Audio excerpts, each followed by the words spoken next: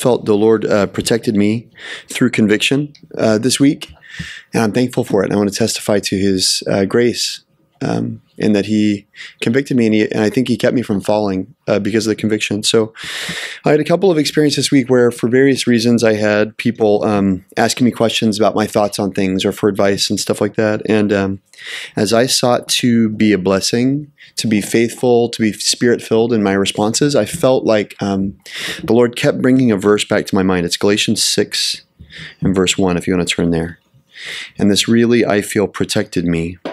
I praise God for it. Galatians 6, verse 1. It says, "Brethren, even if anyone is caught in any trespass, you who are spiritual, restore such a one in a spirit of gentleness, each one looking to yourself, so that you too will not be tempted." And it's the last part that really convicted me and blessed me. Each one looking to yourself, so that you too will not be tempted. And what I see here is that the Bible tells us that even if we're, in some ways mature enough or qualified to give advice, it doesn't mean that we aren't so mature that we're beyond falling, we're beyond risk. And so the command that I felt was, if you're going to step out and offer your thoughts about these particular things that you've been called upon to offer your thoughts, don't forget to watch your own life. Look to yourself so that you also will not be tempted. I was thinking about how our enemy loves to discredit our testimonies. And I think he especially loves to trip us up in the moment that we feel we're strong, right? I don't know about you, but for me, if I get asked for advice or get asked my thoughts, I think, oh yeah, I must be strong. And I think that Satan particularly enjoys discrediting us in the things that we've just given advice about. I mean, I've seen it as something that's happened in my life many times. I'll get a phone call and somebody will ask me about something, and I'll be able to testify to some truth which the Lord has gripped me with and grace that He's offered me. But I find that oftentimes in that very same day, I end up being tempted in the same thing. And sometimes and if I'm not careful, I stumble in that same thing. And so it reminded me of 1 Corinthians 10:12. It says, "Let him who thinks he stands take heed lest he fall." And I was thinking about it, that there are very few things that, at least for me, make me think I stand more than being asked for advice about something. If I'm asked for advice, then what the Bible's advice is, take heed lest you fall. If somebody's asking you for advice, take heed lest you fall. And so we ought to be very watchful and look to ourselves when we're asked for advice. And I thank God for that reminder, because I feel like I was protected this week, because I was, when I was called upon, I really sought to be looking after myself and being careful not to be tempted. And but as I was thinking about it, I thought, man, being asked for advice makes me feel like spiritual. If there's anything more than that, it's if I feel like God has spoken through me. It's one thing to get asked for advice. In that case, I definitely, you can be tempted to think that you've arrived or achieved something. But then if you realize God really used me in this situation, I feel it's an even bigger temptation, or even bigger area where I have to take heed, so to speak, and look to myself. If I can look back and say, wow, God really used me there, then I should take double heed. That's kind of the word that came to my mind. If you're called upon for advice, take heed. If you feel like I used you, take double heed. Be extra careful, because the enemy is after you, for sure. And I felt, in one particular stance, I really felt a burden I got in my car and I had to cry out to God for His keeping power. Lord, I spoke so forcefully on your behalf. Please protect me. I know that the enemy is going to redouble his efforts to get me to fall. So please don't let me. In being proud of my testimony, don't let me give your enemies a reason to blaspheme. We hear that phrase comes up in the Old Testament where David fought and he said, "You've given occasion for the enemies of God to blaspheme." It's not God's enemies who give occasion to blaspheme His name. It's those of us who are called of Him, those of us who have experience with Him, those of us who have experienced His power and victory in some measure. We're the ones who we're the only ones who have the opportunity to give God's enemies an opportunity to blaspheme His name. And Satan is right and just in accusing us and blaspheming God's name when we fall in the areas where we have proclaimed His victory and His power. And so we ought to be careful. So I was thinking about this thought of look to yourself. It started blessing me all week long as I was thinking about it. Another area where I think we need to be wise to look to ourselves is when we think we see sin in someone else. I may be aware of something wrong that I see in someone else, but as Brother Zach mentioned to us last week, we can be aware of 10% of a person, right? 90% of a person is wholly unknown to us. And so we've got to be very, very, very wary of any judgments that we form against others. And if we care about them, the very best thing that we can do is pray for them, not accuse them. We can kind of teach ourselves, or you can kind of convince ourselves, especially with those in our families or those that are close to us in the church body. It's tempting to think, hey, I'm being discerning. I ought to warn them, or I ought to point this thing out. It's my duty. But God encouraged me that, no, my protection is to look to myself. If I think I see a fault in someone else, I ought to judge myself. Whenever the impulse strikes me to judge, I ought to redirect that impulse and say, Lord, search my heart and see if there be any wicked way in me. And anytime I'm kind of tempted to judge, let that temptation terminate in a rightful response, which is me judging myself and asking God to shed his light in my heart. And the Lord really encouraged me this week that the best way to help someone is, supposing there is some error in their ways, the best way to help someone see that is definitely not to judge them, but to judge myself. And if I'm diligent to judge myself and to cleanse myself of any defilements of the flesh or the spirit that the Lord reveals to me, then God will encourage them to do likewise, to seek light on their own shortcomings as they see me judging myself and seeking light on my shortcomings. And I never even have to intervene. So I see that the best way I can help someone, if I see that they may be falling short, is to judge myself and cleanse myself of the areas where I'm falling short. And that can be an example to them to judge themselves. Let God deal with them. And let God deal with them in his own time.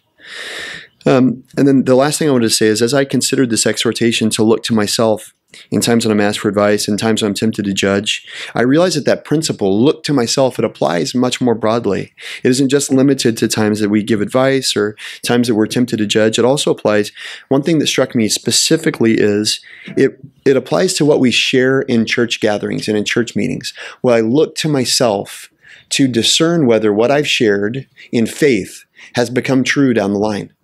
Will I look to myself? There's a verse in 1 Thessalonians, if you want to turn there, in chapter 5. And I've thought about this a lot of times. I've shared this too, especially in the men's meetings. I've thought about this as it pertains to how I can do well in listening in church gatherings, whether it's a men's meeting, whether it's a whole church gathering, etc.